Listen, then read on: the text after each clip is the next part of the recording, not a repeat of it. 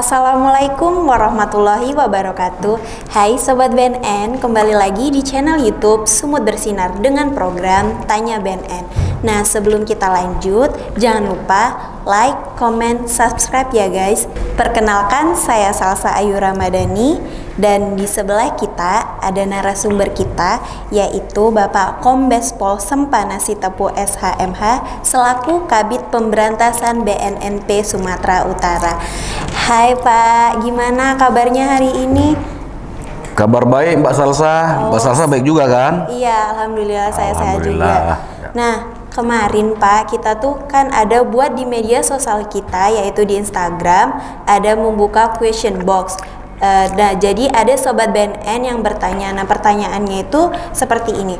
Kalau ada teman yang tertangkap oleh polisi karena bawa sabu dan kita ingin dia itu direhab aja karena dia tuh hanya pengguna. Nah, itu gimana ya Pak? Ya Mbak Salsa ya, terima kasih, pertanyaannya bagus sekali ya. Mbak Salsa, serta rekan-rekan pemirsa, saya selaku Kepala Bidang Pemberantasan BNP Sumatera Utara akan menjawab pertanyaan dari Mbak Salsa yang sumbernya dari masyarakat ya. Kalau dia membawa sabu dengan jumlah tertentu ya, itu tetap wajib hukumnya diproses sampai tingkat pengadilan ya. Namun kalau dia sebagai pengguna, sebagai penyalahguna, sebagai korban dari barang haram itu, dari narkotika itu, dia tidak wajib harus menjalani proses hukum sampai tingkat pengadilan, sampai di penjara. Dia wajib kita tempatkan di rehabilitasi ya, direhabilitasi karena pecandu narkotika sebagaimana dikatakan di Undang-Undang nomor 35 tahun 2009, orang yang menggunakan atau menyalahgunakan narkotika dan dalam keadaan ketergantungan pada narkotika baik secara fisik maupun psikis, itu kata pecandu ya. Penyalahguna itu ada orang yang menggunakan narkotika tanpa hak atau melawan hukum. Korban penyalahgunaan narkotika seperti tadi mungkin ada temannya ya, tangkap, dia sebagai penyalahguna ya, sebagai pengguna. Itu seorang yang tidak sengaja menggunakan narkotika karena dibujuk, diperdaya, ditipu, dipaksa atau diancam untuk menggunakan narkotika. Jadi dia tidak wajib harus menjalani proses hukum sampai ke tingkat pengadilan atau di penjara ya. Bahkan dalam pasal 54 Undang-Undang 35 2009 dikatakan pecandu narkotika dan korban ya, pecandu narkotika dan korban penyalahgunaan narkotika, korban dari barang haram itu wajib menjalani rehabilitasi, baik rehabilitasi sosial maupun medis. Itu Mbak Salsa. Jadi kita harus kita kategorikan. Kalau dia membawa dengan katakanlah ya, bawa narkoba, bawa sabu ya, tapi jumlahnya banyak, itu mau nggak mau suka harus menjalani proses hukum sampai tingkat ke pengadilan, sampai di penjara, bahkan sampai di hukum mati. Tapi kalau dia bawa hanya pakai untuk diri sendiri ya, karena dia juga korban ya, sebagai penyalahguna atau dia sebagai pecandu ya, dia ya kita hukumannya kita rehab ya, tetap dia menjalani proses hukum, tapi penempatan dia tidak di penjara, tidak dikurung ya, dia ditempatkan di rehab ya, jadi direhab.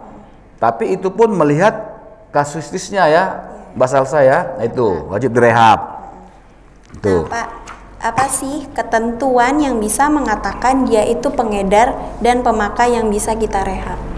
Ada Mbak ya, jadi seperti dikatakan di dalam Undang-Undang 35 ya, baik di pasal 112, 114, yaitu ya orang yang membawa, menyimpan, memiliki, menguasai, bahkan mengedarkan, itu wajib hukumnya di penjara, bahkan sampai hukuman mati. Kalau dalam barang batas jumlah barang buktinya besar ya. Namun kalau dia sebagai pengguna lah, katakan tadi pengguna, dan dia tadi sebagai korban dari penyalahgunaan barang haram itu, ada ketentuannya ya. Misalnya ya, dia memakai untuk gunakan diri sendiri ya, memakai untuk menggunakan diri sendiri, artinya dia beli, dia untuk gunakan diri sendiri ya. Itu misalnya di bawah 1 gram, kalau dia sabu ya di bawah 1 gram ya, itu bisa kita proses untuk direhab. Artinya prosesnya pun kita harapkan proses cepat, acara pemeriksaan singkat. Ya, artinya kalau kayak kami kan sesuai dengan undang-undang ya diberi hak untuk menangkap itu 3 kali 24 jam, ditambah lagi 3 kali 24 jam, jadi 6 kali 24 jam kita harus bisa ya menyelesaikan prosesnya supaya dia nanti diajukan untuk rehabilitasi ya, penempatan dia tidak di penjara ya, karena kalau penjara itu nanti penuh semua ya, nggak muat. Sekarang ini aja penjara itu kalau kita lihat di Sumatera Utara ini, saya kemarin tuh sampai Maret ya, data yang saya dapatkan sampai bulan Maret 2021 itu dari 32.000 ya tahanan yang ada di lapas maupun di rutan ya, itu sekitar 20 ribuannya itu narkotik ya, narkoba ya, itu coba. Jadi penjara kita yang Sumatera Utara itu ya, itu lebih banyak narkoba. Jadi kita juga tidak mengharapkan itu ya. Jadi kalau hanya untuk dia pakai kan gitu ya, dia pakai dengan kita tangkap, nyatanya BB-nya hanya 0, sekian atau ada bongnya, ada alat isapnya semua ya, dan dia memang pecandu pengguna ya, dia kita rehab. Tapi kalau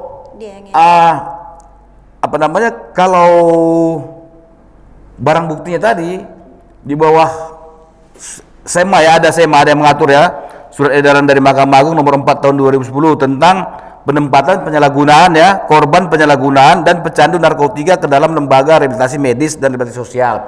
Jadi ada dari surat edaran Mahkamah Agung. Namun kalau dia misalnya walaupun dia barangnya di bawah SEMA tadi, misalnya ada orang bawa sabu di bawah SEMA ya, kalau di bawah 1 gram tadi kita ya, kita ikuti SEMA, dia direhab. Tapi kalau dia itu jaringan kan gitu, dia jaringan, dia tidak rehab walaupun barang buktinya di bawah SEMA nomor 4 tadi ya. Tapi kalau dia itu sebagai jaringan kita tetap proses hukum ya, dia kita tempatkan di penjara. Jadi kita lihat juga kasusnya Mbak Salsa ya, kalau tadi di bawah SEMA tadi dia tidak jaringan, dia kita rehab prosesnya ya. Tapi kalau dia jaringan, dia tidak kita rehab, dia wajib diproses secara hukum, dikirim ke lembaga pemasyarakatan. Oke, terima kasih Pak atas jawabannya. Terima kasih Mbak Salsa. Ya, nah Sobat BNN sudah tahu ya, sudah jelas proses hukum yang mana yang bisa direhab dan tidak bisa direhab. Jangan lupa like, komen, dan subscribe. Terima kasih, see you.